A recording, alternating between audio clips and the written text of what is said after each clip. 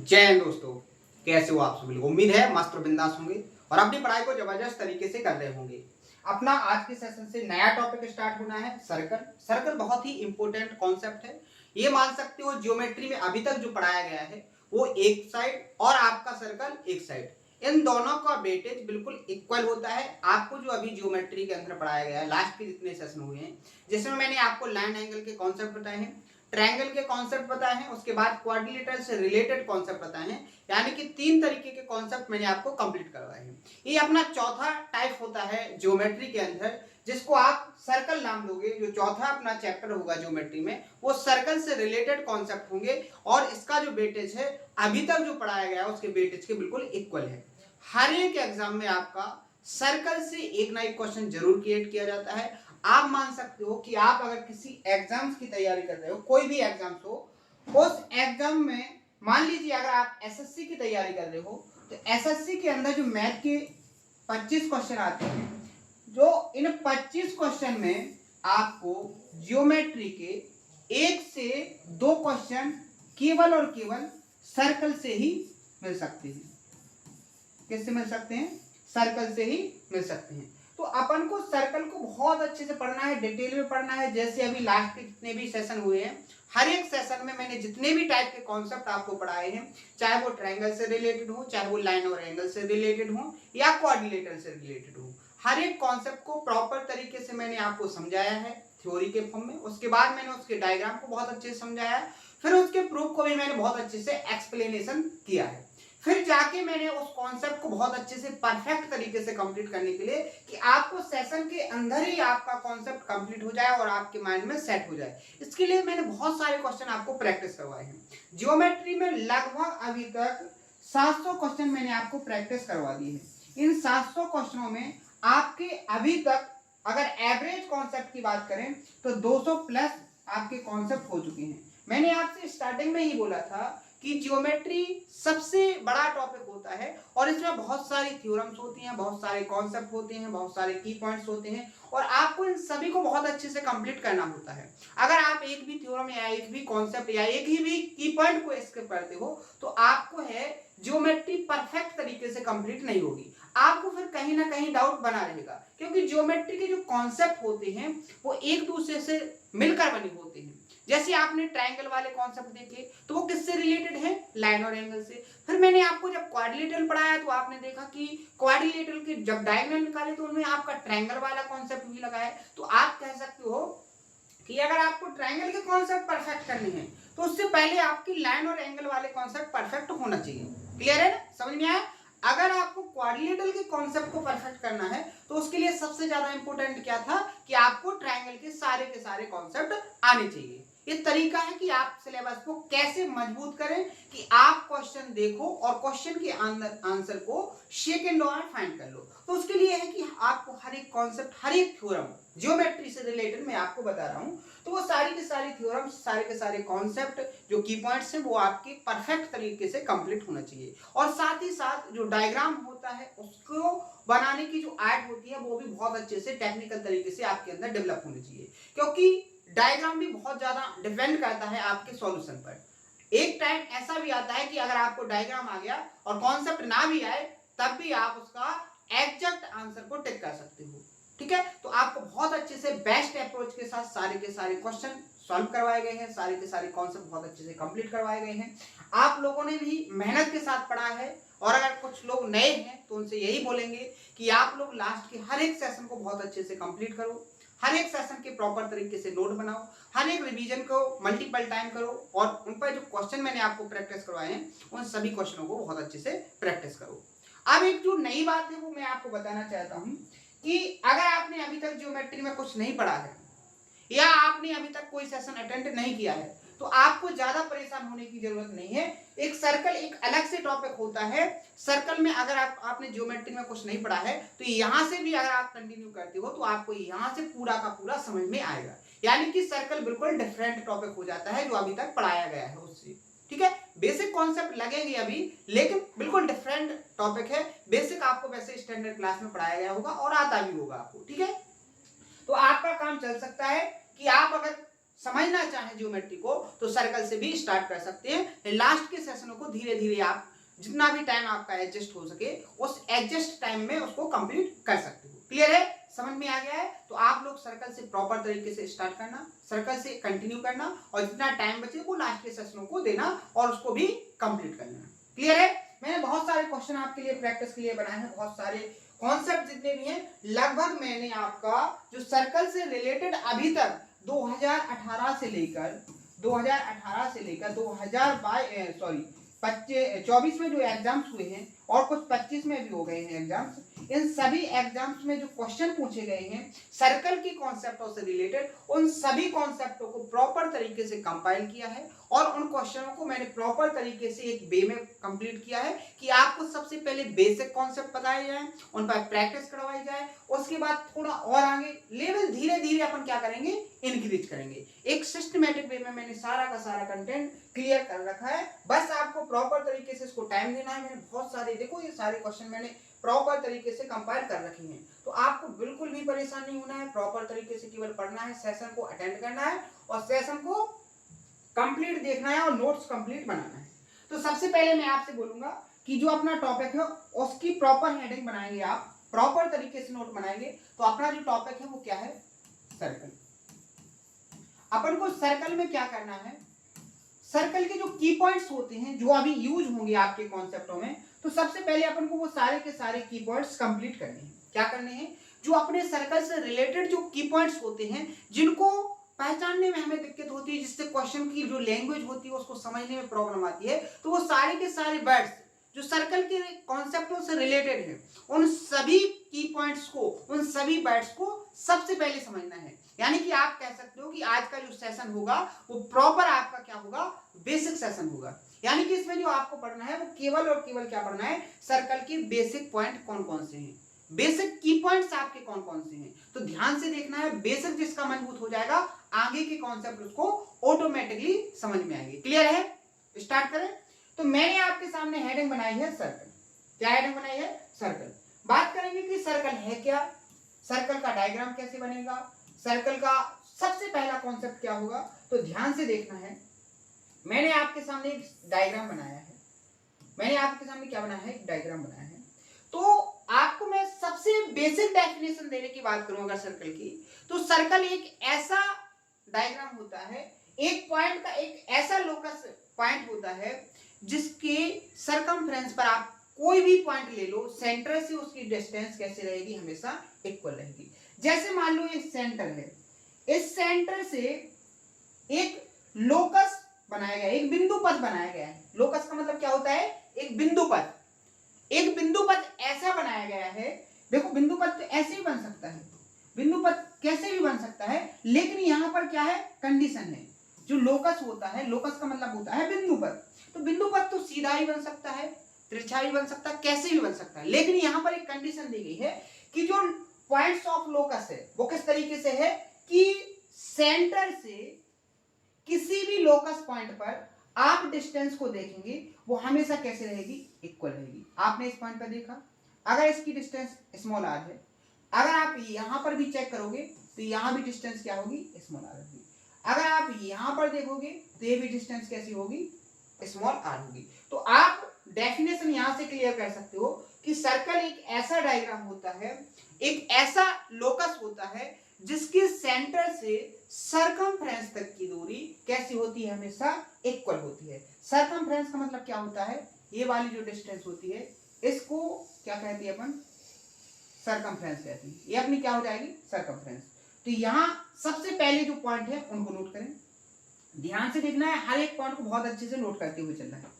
यहां पर मैंने सबसे पहले नोट किया इस पॉइंट को, इसको मैंने नाम दिया सेंटर, मान लीजिए ओ है। ज्यादातर जो आपके क्वेश्चन होंगे उसमें जो सर्कल का सेंटर होगा वो अपना ओ होगा। तो पहला जो आपका वर्ड है वो क्या है, सेंटर। मैंने इसको किससे डिनोट किया, ओ को। तो ये ओ यहां पर क्या हो जाएगा आपका, सर्कल का सेंटर। सेंटर को हिंदी में क्या बोलेंगे अपन, केंद्र। बहुत बेसिक से, बिल्कुल जीरो लेवल से उठा के आपको ऊपर तक ले जाएंगे, बस आपको ध्यान से पढ़ना है। दूसरी बात मैंने आपसे क्या बोला है कि सेंटर से सरकमफ्रेंस तक की जो डिस्टेंस है इसको स्मॉल आर नाम दिया, और ये स्मॉल आर आपकी क्या हो जाएगी, सर्कल की रेडियस। क्या हो जाएगी, सर्कल की रेडियस। हिंदी वाले लिखेंगे इसको त्रिज्या। क्या लिखेंगे, त्रिज्या। क्लियर है। नेक्स्ट पॉइंट, मैंने जो सेंटर लिखा था उसको क्या नाम दे दिया, ओ, और जो अपनी रेडियस है उसको क्या नाम दे दिया मैंने, स्मॉल आर।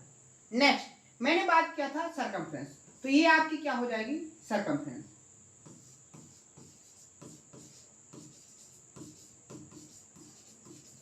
हिंदी वाले लिखेंगे इसको परिधि। क्लियर है। तीनों बाइट्स में किसी को कोई डाउट। डायग्राम में अगर मैं आपसे पूछूं सरकमफ्रेंस क्या होगी, तो जो लोकस होता है, पॉइंट्स ऑफ लोकस, उसी को अपन क्या कहेंगे, सर्कल का सरकमफ्रेंस। बात करेंगे सर्कल का सेंटर, तो सर्कल का सेंटर क्या होता है, सर्कल के बिल्कुल मिड में होता है, जिससे आप सरकमफ्रेंस के किसी भी पॉइंट पर अगर सेंटर से डिस्टेंस को देखोगे वो हमेशा कैसी होगी, इक्वल होगी, जिसको अपन क्या नाम देंगे, स्मॉल आर, यानी कि रेडियस। आर क्या हो जाएगी, रेडियस ऑफ सर्कल। ओ क्या हो जाएगा, सेंटर ऑफ सर्कल। ठीक है। आपकी सरकमफ्रेंस ये क्या हो जाएगी, आपकी परिधि। तीनों बैट्स आपके कंप्लीट हो जाना चाहिए कि परिधि क्या है, सरकमफ्रेंस क्या है। वैसे आपको जो सरकमफ्रेंस है वो सी से आपको मिलेगी। क्या मिलेगी, सी से।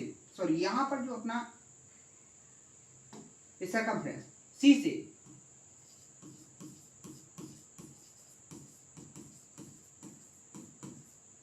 इसको लिखेंगे अपन क्या, परिधि। क्लियर है। तीनों पार्ट्स आपके कंप्लीट हो गए। अब अपन यहां से आगे बढ़ेंगे सर्कल में। पूरे के पूरे बेसिक पॉइंट अपन को कंप्लीट करना है। नेक्स्ट पॉइंट, मैंने आपके सामने फिर से एक सर्कल बनाया, ठीक है। अब देखना है नया कॉन्सेप्ट। ये आपके सामने जो सर्कल है, अब सेकंड जो पॉइंट होगा वो होगा आपका कॉर्ड। क्या, कॉर्ड। हिंदी में लिखेंगे जीवा। क्लियर है। बात करेंगे सर्कल की जीवा क्या होती है, कैसे निकलती है, और आप कैसे इसको बनाओगे। कॉर्ड का मतलब क्या होता है, जीवा। अब जीवा क्या होती है कि अगर आपको कोई सर्कल दिया गया है, तो सर्कल की सरकमफ्रेंस पर आप कोई दो पॉइंट ऐसे ले ले, क्या है, कहीं पर भी दो पॉइंट ले लें, और उन दोनों पॉइंटों को अगर आप मिलाओगे तो जो लाइन आपको मिलेगी वही आपकी क्या कहलाएगी, कॉर्ड कहलाएगी। जैसे मान लीजिए मैंने सरकमफ्रेंस पर यहां पर एक पॉइंट ले लिया, क्या, ओ, यहां पर एक पॉइंट ले लिया ए, और यहां पर मान लीजिए मैंने दूसरा पॉइंट ले लिया यहां पर बी। ध्यान से देखना, मैंने सरकमफ्रेंस पर एक पॉइंट ले लिया ए और दूसरा पॉइंट ले लिया बी। अगर हम इन दोनों पॉइंट को मिलाएंगे तो आप देखोगे यहां पर एक क्या बन गई, लाइन बन गई। क्या बन गई, लाइन बन गई। तो ये जो लाइन आपके सामने बनी है, ये लाइन ही आपकी क्या कहलाएगी, कॉर्ड कहलाएगी, यानी कि जीवा कहलाएगी। क्या कहलाएगी, जीवा कहलाएगी। समझ में आया।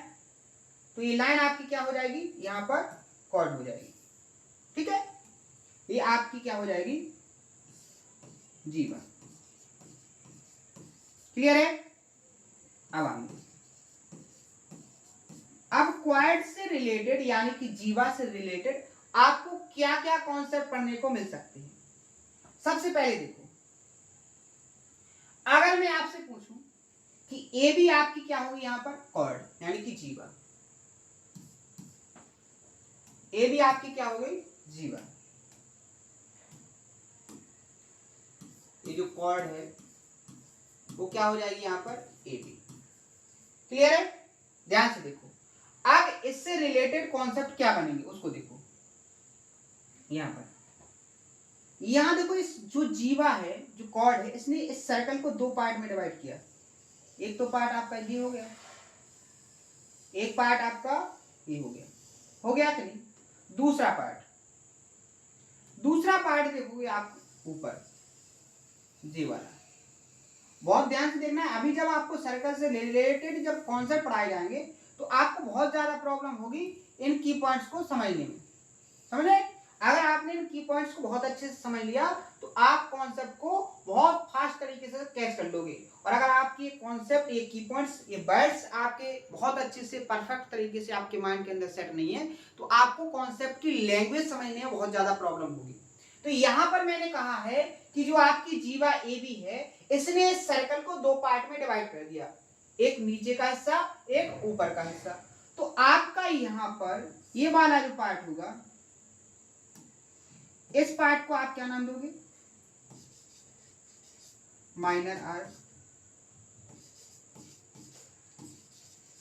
माइनर आर्क क्या नाम दोगे? Minor arc. हिंदी में क्या लिखोगे? लघु चाप। क्या हो जाएगा? लघु चाप, छोटा चाप। अगर हम बात करेंगे ऊपर वाले की तो इसको अपन क्या नाम देंगे? Major arc. क्या नाम देंगे? Major arc. क्लियर है? यानी कि हिंदी में लिखोगे आप इसको दीर्घ चाप। क्या हो जाएगा? दीर्घ चाप। बात समझ में आई कि नहीं आई? मैंने क्या बोला? नीचे वाला जो पार्ट है इसको अपन नाम देंगे क्या? Minor arc. ये वाला जो चाप है, इस वाले चाप को अपन क्या नाम देंगे? Minor arc. और जो ऊपर वाला है इसको क्या बोलेंगे? इसको क्या बोलेंगे अपन? इसको बोलेंगे अपन मेजर आर्क। क्या बोलेंगे? मेजर आर्क, यानी कि दीर्घ चाप। इतनी बात आपको समझ में आई? क्लियर है?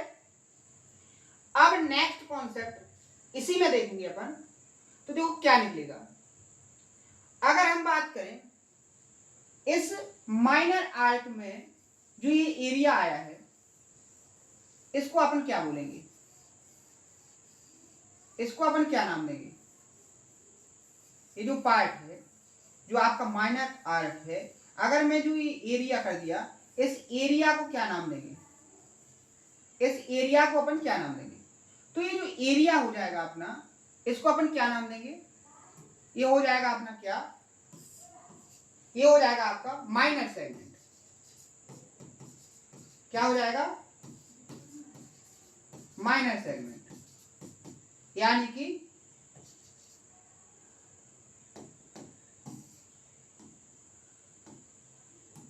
क्या नाम हो जाएगा इसका? लघु वृत्तखंड।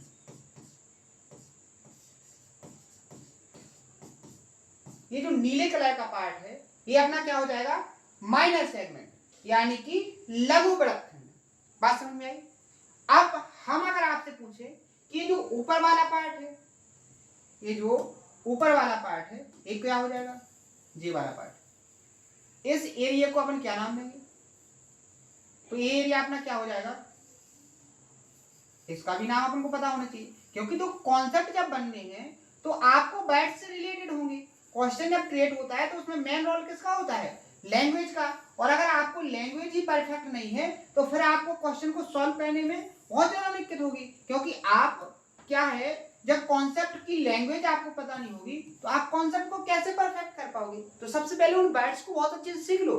तो मैंने कहा है कि जो नीले वाला पार्ट था इसको अपन ने नाम दिया माइनर सेगमेंट, और जो ये आपका आर्क था, जो चाप था, ये आपका माइनर आर्क था। तो माइनर आर्क से जो रिलेटेड एरिया है ये आपकी क्या थी?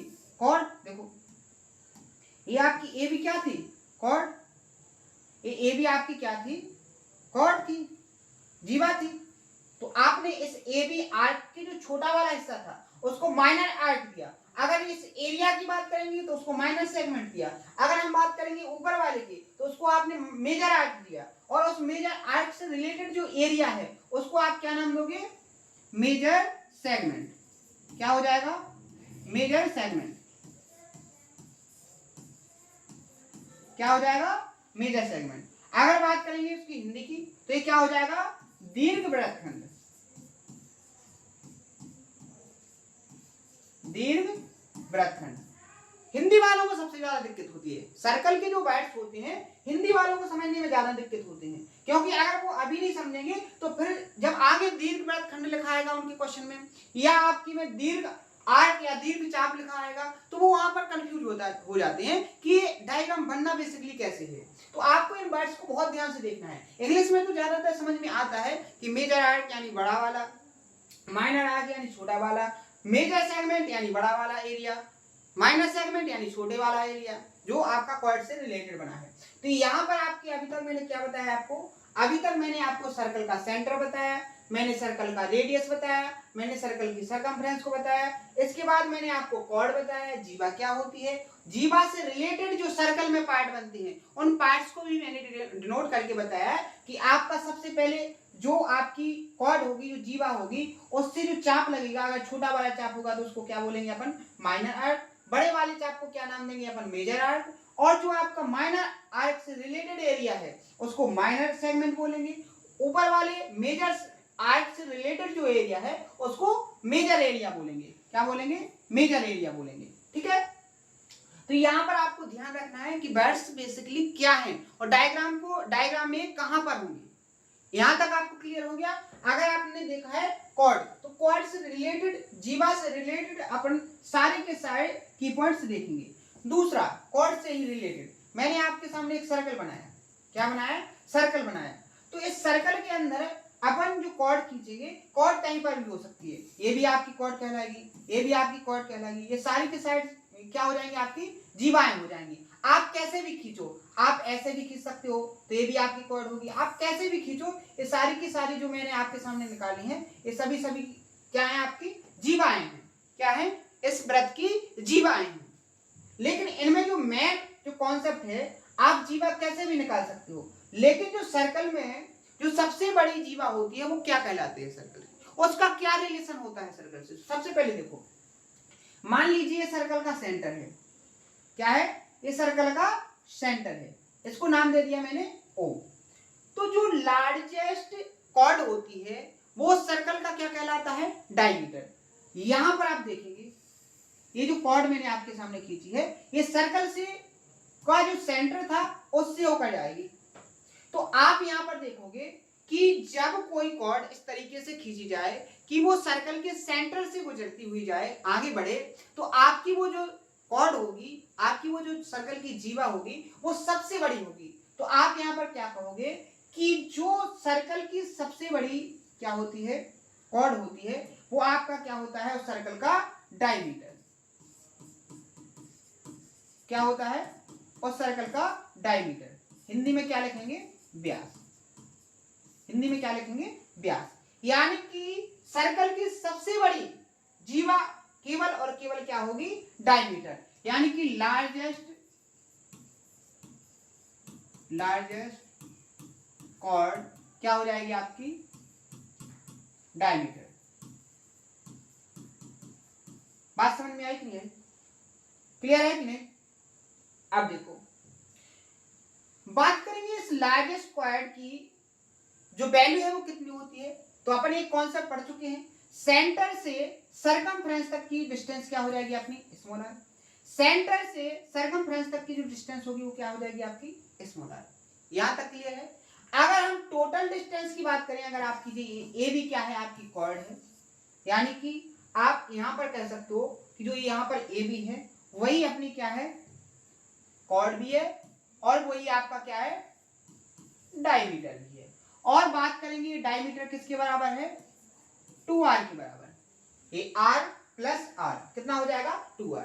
तो यहां पर कहेंगे कि जो सर्कल का व्यास होता है वो रेडियस का क्या होता है, दुगना होता है। सर्कल का जो व्यास होता है, सर्कल का जो डायमीटर होता है वो सर्कल की रेडियस का डबल होता है। बात समझ में आई, ये कॉन्सेप्ट आपका क्लियर हो गया। सर्कल की सबसे बड़ी जो कॉर्ड होती है वो क्या होती है, आपकी डायमीटर होती है। यहां पर एक कॉन्सेप्ट, एक जो की पॉइंट्स जिस पर एक क्वेश्चन क्रिएट किया गया था कि जीवा जो है क्या होगी, ये आपकी जीवा है यानी कि कॉर्ड है। यहां देखो, मेहनत से पढ़ोगे कॉन्सेप्ट आपको भी पता चलेंगे। मैंने लिखा है यहां पर एक कॉर्ड है और यहां पर आपका क्या है, रेडियस। क्या है, रेडियस। आपको कॉर्ड दी गई है और रेडियस। तो इसमें जो मेन रिलेशन होता है, जिससे क्वेश्चन लास्ट ईयर के एक मेंस में पूछा गया क्वेश्चन था, अभी मैं आपको प्रैक्टिस भी करवाऊंगा। तो यहां पर जो इसमें रिलेशन होता है, ये जो आपकी जीवा है और ये आपकी त्रिज्या है, इनमें जो रिलेशन होता है वो क्या होता है कि रेडियस हमेशा और हमेशा क्या होती है, जीवा से बड़ी होती है और बराबर भी हो सकती है। अगर वो सेंटर से होके जाएगी, कॉर्ड अगर सेंटर से होके जाएगी तो वो क्या होगी, अपनी त्रिज्या की बराबर, जो कॉर्ड होगी ट्वाइस ऑफ रेडियस के बराबर होगी, ट्वाइस ऑफ रेडियस की बराबर होगी। जो कॉर्ड होती है वो क्या होगी, ट्वाइस ऑफ रेडियस के बराबर भी हो सकती है और इससे बड़ी भी होगी। यानी कि आप कह सकते हो कि यहां पर, या एक बार में यहां पर लिख सकते हो आप, रेडियस के प्लेस पर लिख सकते हो क्या, डायमीटर। क्या लिख सकते हो, डायमीटर, व्यास। ये बेस्ट रहेगा, क्योंकि यहां पर डायरेक्ट आपको समझ में आ जाएगा, बिल्कुल भी कंफ्यूजन नहीं होगी कि जो सर्कल का व्यास होता है वो हमेशा और हमेशा जीवा से बड़ा होता है और उसके बराबर होता है। जैसे बात करेंगे क्वेश्चन की, तो क्वेश्चन कैसे पूछा गया था, आप यहां पर देखो, मेंस का क्वेश्चन है। क्वेश्चन में पूछा गया था कि one chord of a circle is given as 20.5 centimetre, then the radius small R of the circle must be. तो वृत्त की जो त्रिज्या है वो क्या होनी चाहिए, उसने कहा है कि एक डायमीटर दिया है आपको, एक जो कॉर्ड दिया है वो कितना दिया है, 20.5 सेंटीमीटर। तो यहां पर उसने कहा है कि सर्कल की जो क्या होगी, रेडियस क्या होगी। तो यहां पर वो क्या होगी, आपको पता होना चाहिए था कि जो कॉर्ड होती है, कॉर्ड हमेशा छोटी और बराबर होगी ट्वाइस ऑफ आर की, होगी कि नहीं होगी। यहां पर देखो कॉर्ड की लेंथ कितनी दी गई है, 20.5, ये बड़ा छोटी होगी और बराबर होगी ट्वाइस ऑफ आर की। अगर 2 यहां आएगा तो आप देखो आर की वैल्यू क्या निकलेगी, आर की वैल्यू यहां पर क्या होगी, इसमें 2 से भाग दे देंगे तो क्या हो जाएगा, 10 इसमें भाग देंगे 2.5, हो जाएगा कि नहीं हो जाएगा, इतनी होगी। तो यहां पर आपका कॉन्सेप्ट क्या निकलेगा कि यहां पर अगर आपकी जो जीवा है वो 20.5 सेंटीमीटर है, तो आपकी जो सर्कल की रेडियस होगी वो या तो 10.25 होगी या इससे क्या होगी, बड़ी होगी। कौन सा ऑप्शन सेटिस्फाई होगा, यहां देखो ऑप्शन नंबर बी क्या हो जाएगा आपका करेक्ट आंसर, कि यहां पर जो रेडियस है वो 10.25 के बराबर भी है और उससे कैसी है, बड़ी भी है। तो आपका ऑप्शन नंबर बी क्या हो जाएगा यहाँ पर करेक्ट आंसर। तो आपने बेसिक कॉन्सेप्ट सीखा, लेकिन मेंस का क्वेश्चन आपने सॉल्व कर लिया। तो ऐसे ही जो की पॉइंट्स है उनको बहुत ध्यान से आपको देखना है, बहुत ध्यान से प्रैक्टिस करना है, उन माइंड में उन शब्दों को बहुत अच्छे से सेट करके रखना है, क्योंकि आपका जो पूरा का पूरा क्वेश्चन के अंदर जो खेल होता है वो किसका होता है, आपका शब्दों का खेल होता है। अगर आपको वो लैंग्वेज समझ में आ गई, वो वर्ड समझ में आ गए, तो आप क्वेश्चन को चुटकियों में सॉल्व कर लोगे, आपको कॉन्सेप्ट माइंड में बहुत अच्छे से सेट हो जाएंगे। क्लियर है ना, तो यहां तक आप क्लियर हो गया। अब कॉर्ड से रिलेटेड नेक्स्ट कॉन्सेप्ट, जीवा से रिलेटेड नेक्स्ट कॉन्सेप्ट क्या बनेगा। तो मैंने आपके सामने फिर से एक सर्कल बनाया है, पूरा अब जो कॉन्सेप्ट चलेगा वो सर्कल से रिलेटेड चलेगा। तो आपको डायग्राम सबसे पहले तो सर्कल का बना लेना है। अब आगे देखो कॉन्सेप्ट क्या है। मैंने एक सर्कल खींचा, सर्कल का ये यहां पर ओ हो गया सेंटर, ओ क्या हो गया, सेंटर हो गया, और ये यहां पर कोई होगी क्या, कॉर्ड, जीवा। क्लियर है, ये आपकी होगी जीवा, इसका नाम हो गया ए बी। ध्यान से समझना, आगे देखो। तो यहां पर जो कॉन्सेप्ट बनता है वो कॉन्सेप्ट बनता है कि अगर आप कोई भी कॉर्ड खींचते हो, कोई भी जीवा खींचते हो, और उस जीवा पर अगर आप सेंटर से, बहुत ध्यान से देखना मैंने क्या थ्योरी बोली है, अगर आप किसी सर्कल की कोई भी कॉर्ड खींचते हो, एनी कॉर्ड, कोई भी जीवा खींचते हो, तो आप उस कॉर्ड पर सर्कल के सेंटर से परपेंडिकुलर खींचोगे तो वो उस कॉर्ड को क्या करता है, बाइसेक्ट करता है। अगर कॉन्सेप्ट को लिखना चाहो तो लिख सकते हो, क्या लिखोगे कि सर्कल की क्वाड पर सर्कल के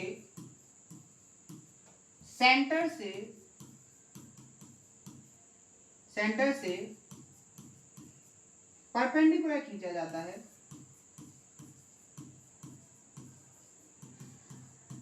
परपेंडिकुलर खींचते हो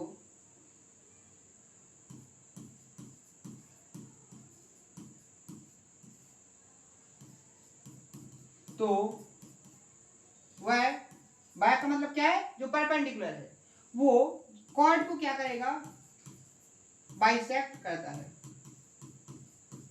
बाइसेक्ट करता है। मैंने क्या लिखा है स्टेटमेंट, बहुत ध्यान से देखना, प्रॉपर तरीके से नोट करना है इसको, भूल जाओगे आप लोग। मैंने कॉन्सेप्ट लिखा है कि अगर आप सर्कल की कॉर्ड पर सर्कल के सेंटर से कोई परपेंडिकुलर खींचते हो तो वो कॉर्ड को क्या करेगा, बाइसेक्ट करेगा। कैसे, अब उसको देखो। जैसे ये सेंटर है, मैंने इस पर एक परपेंडिकुलर खींचा, क्या खींचा, परपेंडिकुलर। परपेंडिकुलर का मतलब क्या होता है, 90 डिग्री का एंगल बनाएगा, ये आपका 90 डिग्री का एंगल बनाएगा। क्लियर है। तो मैंने कहा है कि ये जो है ये आपकी इस ए बी क्वाड को इक्वल टू पार्ट में डिवाइड करेगा। यहाँ पर ये 90 डिग्री के एंगल से खींची गई लाइन है, तो ये जो लाइन है मान लीजिए सी है, तो जो ओ सी है वो ए बी को इक्वल टू पार्ट में डिवाइड करेगा। जो आपकी लेंथ ए सी की होगी वही सेम लेंथ आपकी बी सी की होगी। अब इसका प्रूफ देखो, इसका प्रूफ देखो कैसे। अगर आप सेंटर से इस सर्कमफ्रेंस के पॉइंट को मिलाओगे तो आप यहां पर देखोगे ये आपकी क्या हो जाएगी, स्मॉल आर। ऐसे ही आप यहां पर देखो, अगर आप यहां से इसको मिलाओगे तो ये भी क्या हो जाएगी आपकी स्मॉल आर। क्लियर है। ध्यान से देखो, आपको सिमिलरिटी का कॉन्सेप्ट तो बहुत अच्छे से पढ़ाया गया है।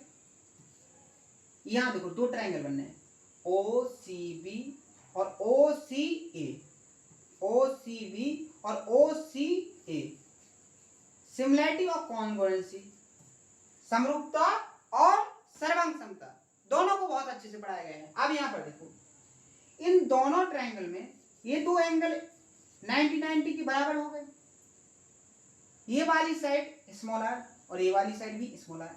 एक साइड यानी 90 डिग्री का एंगल और 90 डिग्री के सामने जो हाइपोटेनियस है वो भी दोनों का इक्वल हो गया दोनों ट्रायंगल में। और उनकी जो एक लेग्स है ये भी दोनों में क्या होगी, कॉमन, तो ये भी बराबर हो गई। यानी कि आर एच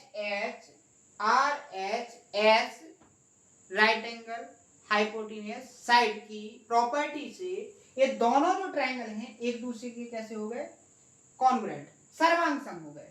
यानी कि ट्रायंगल कौन सा, ओ सी ए सर्वांग सम हो जाएगा, कॉन्ग्रुएंस हो जाएगा ओ सी बी के।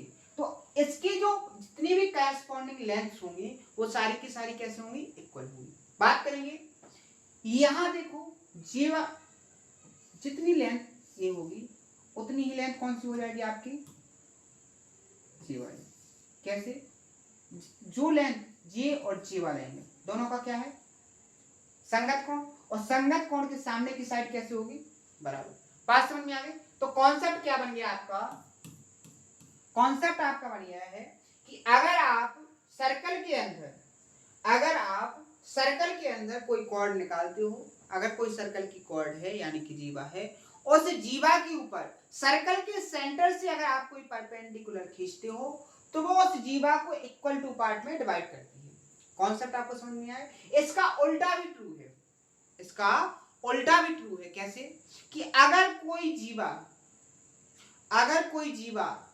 पर कोई एक लाइन ऐसे खींची जाती है कि वो उस कॉर्ड को इक्वल टू पार्ट में डिवाइड कर दे, तो आप वहां पर कह सकते हो कि जो वो लाइन खींची गई है वो उस जीवा पर कैसी है, परपेंडिकुलर है। जैसे मान लीजिए आपको यहां पर ये नहीं बताया गया है कि ये 90 डिग्री का है, और आपको दिया गया है कि ये जो लाइन है ओसी वो ए बी को इक्वल टू पार्ट में डिवाइड करती है, और ए बी आपकी क्या है, एक जीवा है। तो यहां पर आप कह सकते हो ये तभी पॉसिबल है, ये तभी संभव है कि AC और BC दोनों इक्वल कब हो सकते हैं, सेंटर से जो लाइन आपकी इस पर खींची गई है वो कैसी होगी, परपेंडिकुलर। क्लियर है। कॉन्सेप्ट कंप्लीट है, यहां तक आपको समझ में आ गया कि नहीं आ गया? अब नेक्स्ट कॉन्सेप्ट क्या बनेगा? ये सर्कल है। अब जो नेक्स्ट कॉन्सेप्ट है उसको ध्यान से देखो अभी तक तो जो सेशन थे वो मैंने आपको 30, 35 या 45 इससे ज्यादा नहीं लिए हैं, लेकिन अब अपने जो सेशन होना है वो 1.5 घंटे प्लस के भी हो सकते हैं। तो अब आपको पेशेंस के साथ बहुत ध्यान से पूरे सेशन को कंटिन्यू देखना है और पूरे सेशन को बहुत अच्छे से नोट करना है और बहुत अच्छे से रिवाइज करना है, क्योंकि सिलेबस बड़ा है। उसको अगर आप टाइम नहीं दोगे, अगर इतना ही सेशन लोगे 30 मिनट 45 का, तो सिलेबस को कंप्लीट करवाने में बहुत ज्यादा टाइम लग जाएगा और अपन को कम से कम टाइम के अंदर सिलेबस को पूरा भी करना है और क्वेश्चनों की अपन को प्रैक्टिस भी बहुत अच्छे से करना है। तो आप सेशन की जो लेंथ होगी वो बढ़ जाएगी, तो आपको परेशान नहीं होना है। अब मैंने क्या कहा कि मैंने एक सर्कल बनाया आपके सामने। क्या बनाया है? सर्कल बनाया है। अब कॉन्सेप्ट बनता है कि अगर आप कोई सर्कल बनाते हो और सर्कल का मान लीजिए सेंटर है ओ, सर्कल का सेंटर है ओ, तो आप इस सर्कल के अंदर अगर आप दो कोई भी इक्वल कॉर्ड खींचते हो, यानी कि दो बराबर जीवाएं खींचते हो, तो उन जीवा के द्वारा सेंटर पर जो एंगल बनाए जाएंगे वो बराबर होंगे। यानी कि किसी भी वृत्त में, बहुत ध्यान से सुनो, किसी भी वृत्त में अगर दो समान लंबाई की कॉर्ड खींचते हो, जीवाएं खींचते हो, तो उन दोनों जीवाओं के द्वारा, दोनों कॉर्ड्स के द्वारा जो सेंटर पर एंगल बनेगा, उन दोनों एंगल की जो वैल्यू होगी वो इक्वल होगी। कैसे? डायग्राम को समझो। जैसे मैंने ये कॉर्ड खींची आपके सामने, ये वाली जीवा मैंने आपके सामने खींची, क्लियर है? बात समझ में आ गई? इसी के बराबर मैंने ये दूसरी कॉर्ड खींची, ये वाली खींचती हूं, क्लियर है? दो जीवाएं मैंने निकाल ली, ये आपकी ए बी हो गई और ये आपकी सी डी हो गई। दोनों जो जीवाएं हैं वो इक्वल लेंथ की है। तो ये जो सेंटर पर एंगल बनेगा, कैसे? यहां देखो, इस तरीके से,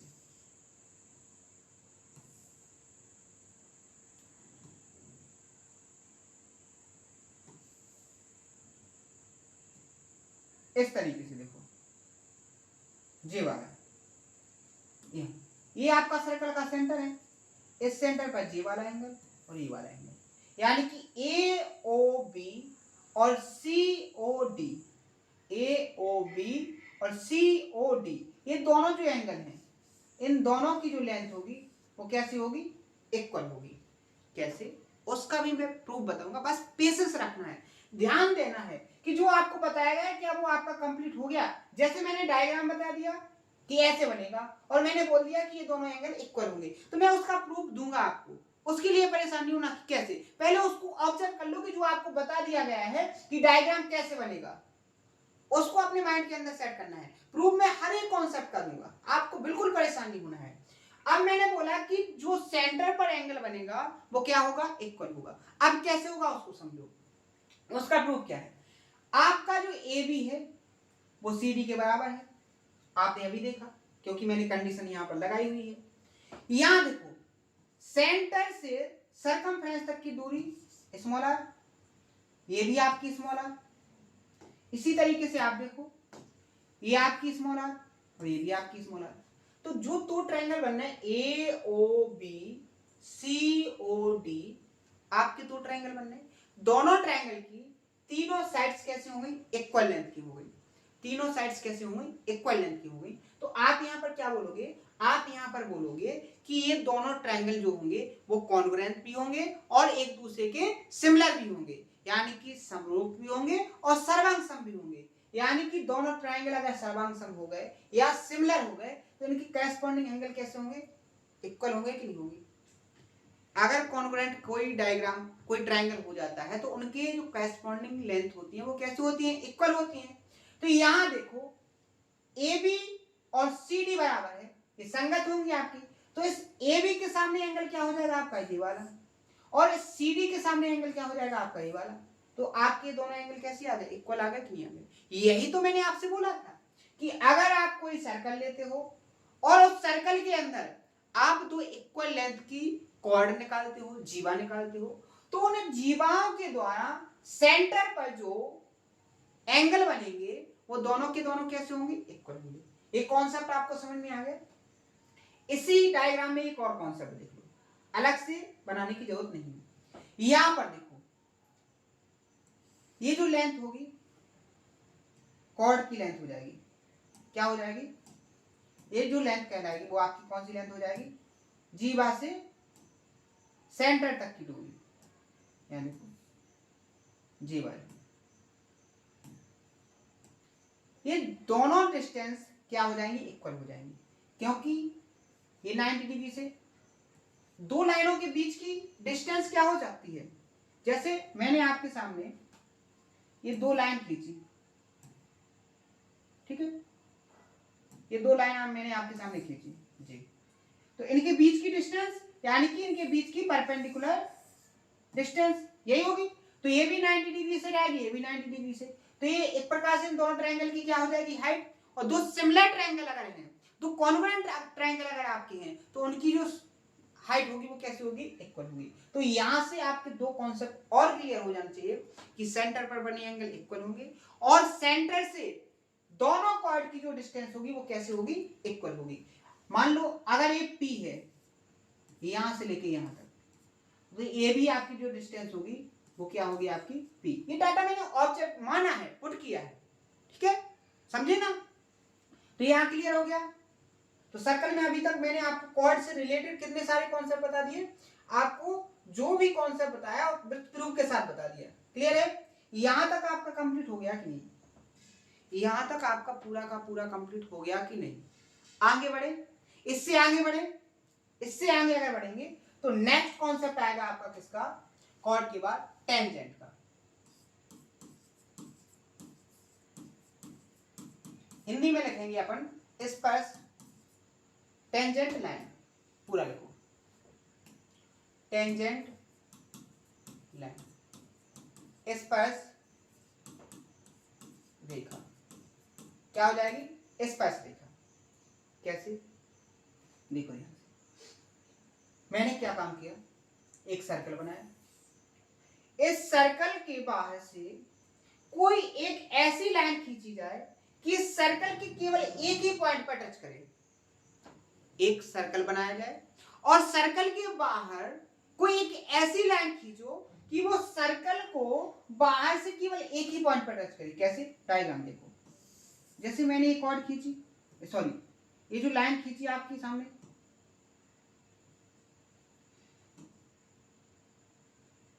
ये एक ही पॉइंट पर, एक से ज्यादा पॉइंट पर टच नहीं होनी चाहिए, एक से ज्यादा पॉइंट पर टच नहीं होनी चाहिए। जैसे ही यहां पर टच हो रही, ये पॉइंट इस पॉइंट पर टच हो रही, तो यहां पर ये आपका क्या हो जाएगा, ये जो लाइन होगी मान लो LM, तो ये इस सर्कल के लिए क्या हो जाएगी, टेंजेंट। ये जो लाइन होगी वो क्या हो जाएगी आपकी, टेंजेंट लाइन। और ये जो पॉइंट होगा, हिंदी में लिख लोगे इसको स्पर्श रेखा, क्या लिखोगे, स्पर्श रेखा। दूसरा देखो, ये जो पॉइंट होगा, इस पॉइंट को आप क्या नाम दोगे, टेंजेंशियल पॉइंट।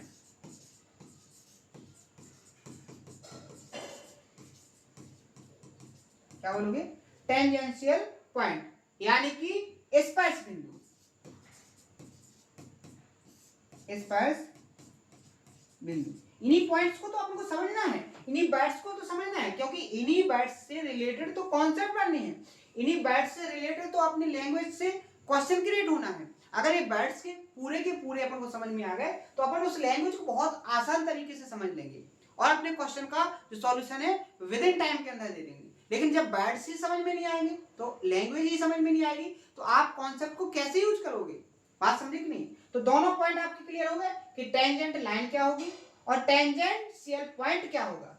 अब आपका इस सर्कल का इस सेंटर है ओ, तो यहां पर आपको ध्यान देना है कि सेंटर से अगर आप टेंजेंशियल पॉइंट पर एक लाइन इसको मिलाओगे, जैसे मैंने इसको मिला दिया, तो ये इस पॉइंट पर क्या होगी, परपेंडिकुलर होगी। इनके बीच में जो एंगल बनेगा वो 90 डिग्री का होगा, यहां पर जो एंगल बनेगा वो कैसा होगा, राइट एंगल होगा। यानी कि स्पर्श जो टेंजेंशियल पॉइंट है, स्पर्शी बिंदु है, उस पर अगर आप उसको और सेंटर को मिलाओगे तो जो लाइन होगी वो लाइन आपकी टेंजेंट लाइन पर परपेंडिकुलर होगी। ध्यान से सुनो, मैंने कहा कि अगर आप कोई टेंजेंट लाइन खींचते हो तो जो आपका टेंजेंशियल पॉइंट है, जो स्पर्श बिंदु है, उसको और सेंटर को मिलाओगे, सेंटर को किसको, सर्कल के सेंटर को मिलाओगे जिसकी आपने टेंजेंट निकाली है, तो वो जो लाइन होगी उस लाइन का जो रिलेशन होगा वो टेंजेंट लाइन पर परपेंडिकुलर होगी, यानी कि 90 डिग्री का एंगल बनाएगी। ये हमेशा और हमेशा होता है, ठीक है। कभी भी आप ये नहीं कह सकते हो कि 90 डिग्री से ना जाए और वो टेंजेंशियल पॉइंट से मिल जाए, कभी नहीं होगा। अगर सेंटर और टेंजेंशियल पॉइंट को मिलाओगे तो वो टेंजेंट लाइन पर हमेशा और हमेशा 90 डिग्री का एंगल बनाएगी। क्लियर है, कंप्लीट यहां तक। आगे बढ़े, नेक्स्ट पॉइंट आपको रखना है secant line. Secant line Hindi में लिखोगे इसको छेदक रेखा। क्या लिखोगे, छेदक रेखा। क्लियर है, क्लियर है यहां तक। कैसे, देखो मैंने आपके सामने ये सर्कल बनाया, ठीक है। इस सर्कल से एक ऐसी लाइन गुजारी जाए कि वो सर्कल को क्या करे, चीरती हुई निकल जाए। तो ये मान लो ए बी है, ये आपकी क्या हो जाएगी, सीकेंट लाइन।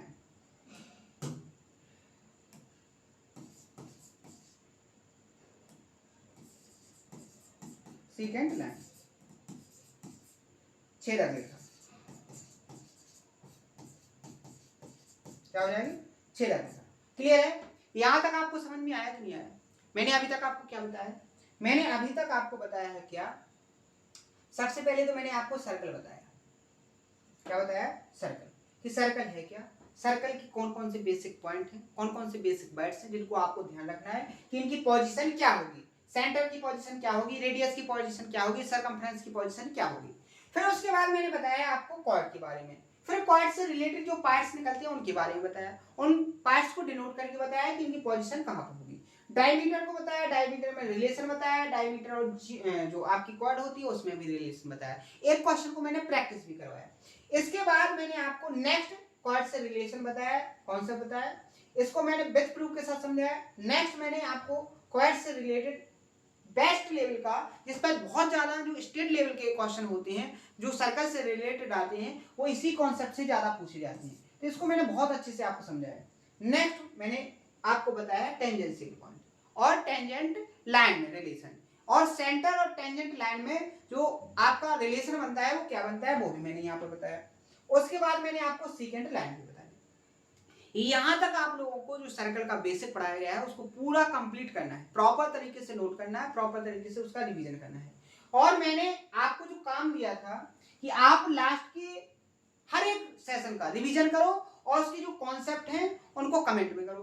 तो मैंने आपको लगभग आपका जो सिमिलरिटी है और कॉन्ग्रुएंसी है इनको कंप्लीट करवा दिया था, और सेंटर्स को भी मैंने आपको कंप्लीट करवा दिया था।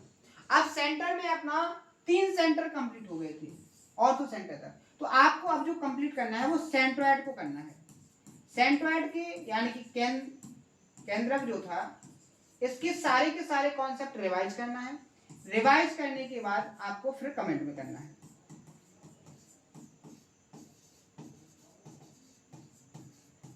क्लियर है यहां तक, इस वर्क को जरूर करना है, जो करेगा उसको बहुत बेनिफिट होगा इसका, ठीक है।